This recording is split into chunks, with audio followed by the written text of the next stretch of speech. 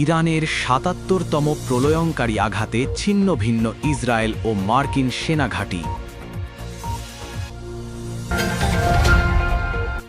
হঠাৎ পারমাণবিক ক্ষেপণাস্ত্র নিয়ে আকাশে উড়ল মার্কিন B-53 যুদ্ধবিমান। ইরান যুদ্ধে অনীহা বিদ্রোহ করেই বৃহত্তম রণতরীতে আগুন দিয়েছে মার্কিন সেনারা। মোসাদের মাস্টার প্ল্যান ব্যর্থ, হতাশায় ইসরায়েলের প্রধানমন্ত্রী নেতানিয়াহু।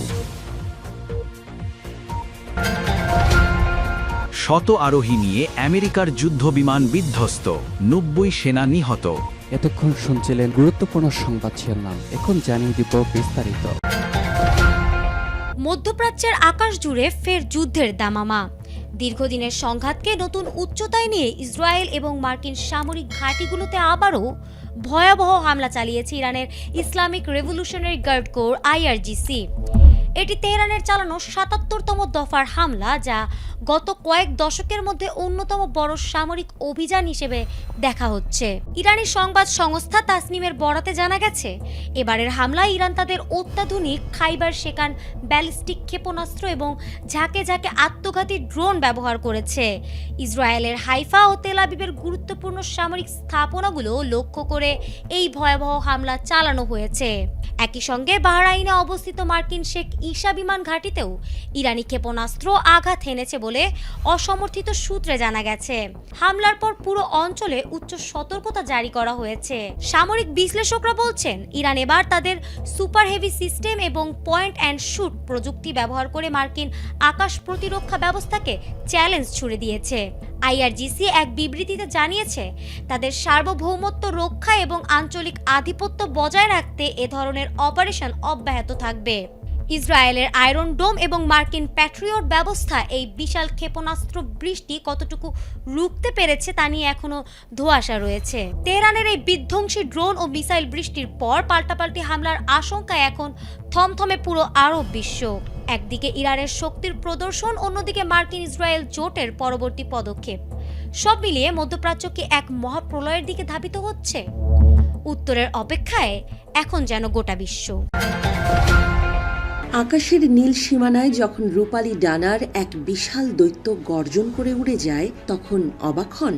কিন্তু সেই দৈত্য যদি হয় আমেরিকার বিখ্যাত B-52 বোমারু বিমান এবং তার ডানার নিচে যদি ঝুলে থাকে ভয়ঙ্কর সব পারমাণবিক ক্ষেপণাস্ত্র, তবে সেই দৃশ্য যেমন রোমাঞ্চকর, তেমনি ভাবনার উদ্রেককারী। সম্প্রতি ক্যালিফোর্নিয়ার মোজাভে মরুভূমির আকাশে ঠিক এমন এক বিরল দৃশ্য ক্যামেরাবন্দী হয়েছে। গল্পের শুরুটা হয় ২১ মার্চ এডওয়ার্ডস এয়ারফোর্স বেস থেকে টর্চ 92 কল সাইন নিয়ে আকাশে ওড়ে ১১৯তম ফ্লাইট টেস্ট স্কোয়াড্রনের একটি B-52 বোমারু বিমান। তবে এটি সাধারণ কোনো মহড়া ছিল না। বিমানের ডানার নিচে দেখা যায় আমেরিকার নতুন AGM-181 long range stand of ক্ষেপণাস্ত্র। এই একটি ক্ষেপণাস্ত্রের দামই প্রায় $14 মিলিয়ন বা ১৬০ কোটি টাকারও বেশি। আকাশে B-52 একা ছিল না, তার নিরাপত্তা রক্ষী হিসেবে পাশে ডানা মেলে উঠছিল অত্যাধুনিক F-22 raptor stealth fighter jet. আর অনেকক্ষণ আকাশে থাকার জ্বালানি যোগান দিতে সাথে ছিল একটি NKC-135R স্ট্র্যাটো ট্যাঙ্কার। এই ত্রয়ীর মেলবন্ধন জানান দিচ্ছিল পেন্টাগন তাদের পারমাণবিক শক্তি আধুনিকায়নের পথে কতটা দ্রুত গতিতে এগোচ্ছে। কেন এই নতুন ক্ষেপণাস্ত্র নিয়ে এত তোলপাড়? আসলে আমেরিকার বর্তমান পারমাণবিক অস্ত্রাগারে থাকা AGM-86B ক্ষেপণাস্ত্রগুলো এখন বেশ পুরনো। স্নায়ুযুদ্ধের সময়ের সেই প্রযুক্তি আজকের দিনে চীন বা রাশিয়ার আধুনিক আকাশ প্রতিরক্ষা ব্যবস্থাকে ফাঁকি দিতে হিমশিম খাচ্ছে। তাই পেন্টাগনের দরকার ছিল এমন কিছু যা রাডারের চোখে ধুলো দিয়ে লক্ষ্যবস্তুতে নির্ভুলভাবে আঘাত হানতে পারে। AGM-181 বা LRSO হলো সেই কাঙ্ক্ষিত স্টিলথ বা অদৃশ্য ক্ষেপণাস্ত্র। এটি শত্রুপক্ষের রাডার ব্যবস্থার নিচ দিয়ে আড়ালে থেকে শত শত মাইল দূর থেকে পারমাণবিক হামলা চালাতে সক্ষম। এটি শুধু B-52 নয়, আমেরিকার ভবিষ্যৎ প্রজন্মের B-21 রেইডার স্টিলথ বোমারু বিমান থেকেও নিক্ষেপ করা যাবে। অর্থাৎ আমেরিকা তাদের আকাশপথের শক্তিকে এক নতুন উচ্চতায় নিয়ে যাচ্ছে। তবে এই প্রজেক্ট নিয়ে বিতর্কও কম নেই। এক একটি ক্ষেপণাস্ত্রের আকাশচুম্বী দাম এবং পুরো প্রোগ্রামের $16 বিলিয়ন খরচ নিয়ে অনেকেই প্রশ্ন তুলছেন।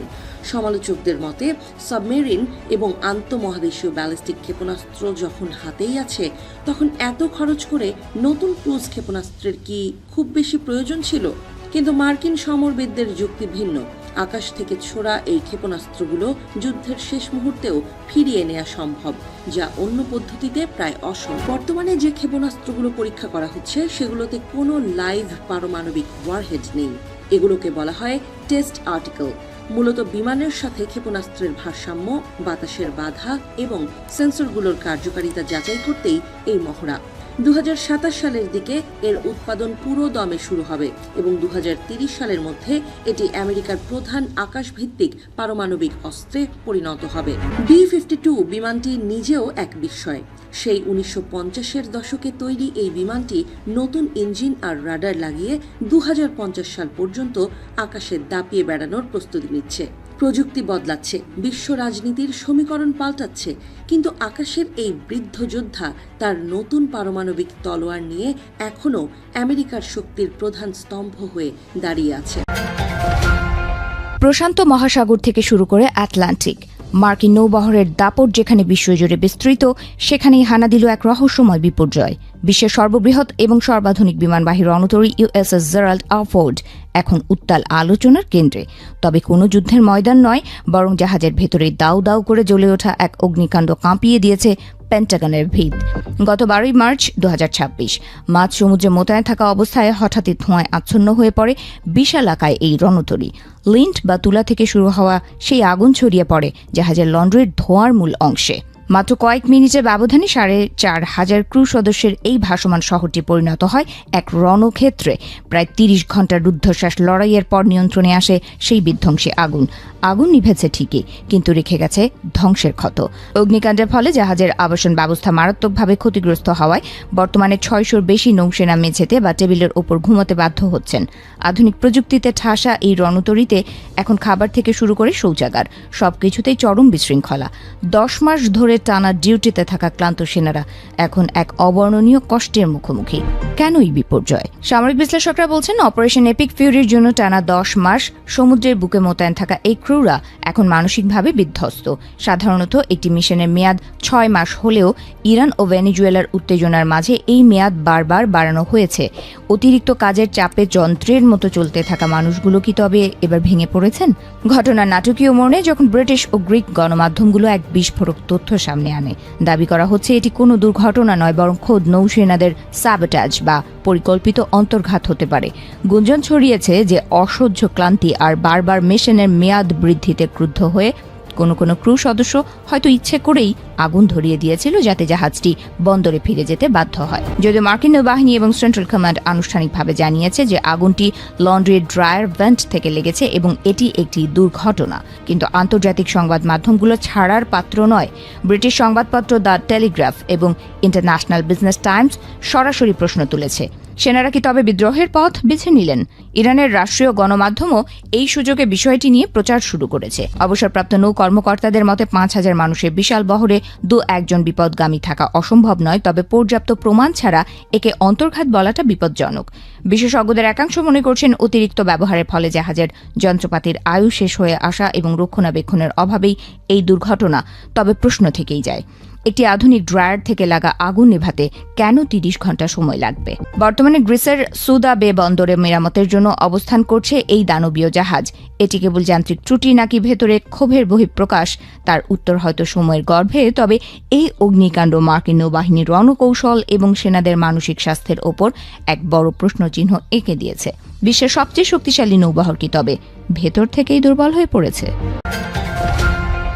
ইরান যুদ্ধের নেপথ্যের এক চাঞ্চল্যকর তথ্য প্রকাশ্যে এনেছে নিউ ইয়র্ক টাইমস। ইসরায়েলি গোয়েন্দা সংস্থা মোসাদ দাবি করেছিল তারা ইরানের ভেতরে এমন এক গণবিস্ফোরণ ঘটাবে যা বর্তমান সরকারকে তাসের ঘরের মতো গুঁড়িয়ে দেবে। কিন্তু যুদ্ধের ময়দানে সেই প্রতিশ্রুতি এখন কেবলই এক ব্যর্থ দিবাস্বপ্ন বলে প্রতীয়মান হচ্ছে। প্রতিবেদনে বলা হয়েছে, যুদ্ধের ঠিক কয়েকদিন আগে ইসরায়েলি প্রধানমন্ত্রী বেনিয়ামিন নেতানিয়াহুর সঙ্গে রুদ্ধদ্বার বৈঠকে বসেন মোসাদ প্রধান ডেভিড বার্নিয়া। তিনি অত্যন্ত আত্মবিশ্বাসের সঙ্গে দাবি করেন, মোসাদের হাতে এমন এক ছক আছে যা ইরানের সাধারণ মানুষকে রাস্তায় নামিয়ে আনবে এবং তেহরানের মসনদ উল্টে দেবে। এই গ্যারান্টির উপর ভিত্তি করেই নেতানিয়াহু মার্কিন প্রেসিডেন্ট ডোনাল্ড ট্রাম্পকে সরাসরি যুদ্ধে নামার জন্য প্ররোচিত করেন। জানুয়ারির মাঝামাঝি সময়ে বার্নিয়া ওয়াশিংটন সফর করে মার্কিন কর্মকর্তাদের কাছে এই পরিকল্পনা তুলে ধরেন। যদিও মার্কিন সামরিক গোয়েন্দা সংস্থা এবং ইসরায়েলি সেনাবাহিনীর গোয়েন্দা শাখা আমান এই পরিকল্পনার কার্যকারিতা নিয়ে শুরু থেকেই সন্দিহান ছিলেন, কিন্তু ট্রাম্প এবং নেতানিয়াহু সেই সংশয়কে পাশ কাটিয়ে মোসাদের গোয়েন্দা কৌশলের উপরই ভরসা রাখেন।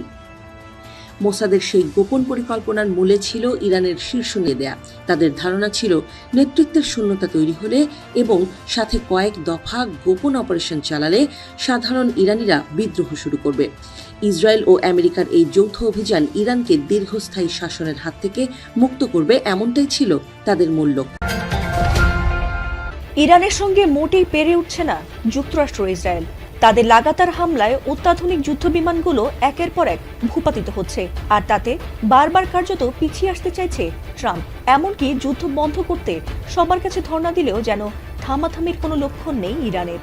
যদিও কিছু কিছু হামলায় ইরানকে তারা দায়ী করলেও নিজেদের দুর্বলতা থাকতে বহু হামলাকে তারা দুর্ঘটনা বলেই দাবি করছে, এমনটাই মনে করেন অনেকেই। অন্যতম হলো তাদের সবচেয়ে বড় রণতরী ইউএসএস জেরাল্ডের ভয়াবহ আগুন। এমনকি সম্প্রতি ওয়াশিংটনে তাদের তেল শোধনাগারে ভয়াবহ বিস্ফোরণ হলেও সেটি নাকি দুর্ঘটনায় হয়েছে, এমনটাই দাবি করছে ট্রাম্প প্রশাসন। এদিকে ইরানের যুদ্ধে তাদের 16টিরও বেশি F-15 যুদ্ধবিমান ধ্বংস হয়ে তাদের সামরিক ক্ষয়ক্ষতি হলেও সেই বিষয়টিও দুর্ঘটনা বলে জানিয়েছিল যুক্তরাষ্ট্র। সময়টা আমেরিকার জন্য বেশ খারাপ গেলেও সেই খারাপের মাত্রা আরো বাড়িয়ে দিতেই যেন আবারও মার্কিন যুদ্ধবিমান বিধ্বস্ত হওয়ার খবরটি সামনে এলো। আর সেটি এতটাই ভয়াবহভাবে বিধ্বস্ত হয়েছে যে বিমানে থাকা 115 জন সেনার মধ্যে 90 জনই নিহত হয়েছেন বলে জানা গেছে। দক্ষিণ আমেরিকার দেশ কলম্বিয়াতে এ ভয়াবহ ঘটনাটি ঘটেছে। সেখানে মার্কিন লকহিড C-130 হারকিউলিস যুদ্ধবিমান বিধ্বস্ত হয়ে নিহতের সংখ্যা বেড়ে দাঁড়িয়েছে 90 জনে। দেশটির সশস্ত্র বাহিনীর প্রধানের তথ্য অনুযায়ী এর মধ্যে 11 জন বিমান বাহিনীর সদস্য, 15 জন সেনা এবং 2 জন জাতীয় পুলিশের সদস্য সহ মোট বিমানটিতে 128 জন আরোহী ছিলেন। দুর্ঘটনার পর স্থানীয় বাসিন্দারা প্রথমেই উদ্ধার কাজ শুরু করেন। পরে সেনাবাহিনী ঘটনাস্থলে পৌঁছালেও দুর্গম এলাকার কারণে উদ্ধার কাজে বিঘ্ন ঘটে। এ নিয়ে দেশটির প্রতিরক্ষা মন্ত্রী পেদ্রো সানচেজ জানান, বিমানটি উড্ডয়নের সময় রানওয়ের শেষ প্রান্তে আঘাত লাগে এবং পরে একটি ডানায় গাছের সঙ্গে ধাক্কা লাগার কারণে বিমানটিতে আগুন ধরে বিস্ফোরিত হয়। বর্তমানে বহু আহতকে হাসপাতালে ভর্তি করা হয়েছে। আহতদের মধ্যে কয়েকজনের অবস্থা আশঙ্কাজনক বলে জানা গেছে। যদিও এ নিয়ে গভীর শোক প্রকাশ করে কলম্বিয়ার প্রেসিডেন্ট গুস্তাভো পেট্রো এই ঘটনাকে সামরিক বাহিনীর আধুনিকায়নে বিলম্বের জন্য প্রশাসনিক জটিলতাকে দায়ী করেছেন, কারণ তাদের এই আমেরিকার যুদ্ধবিমানটি মোটেই আধুনিক নয়, বরং তা 1950 দশকের বলে জানা গেছে।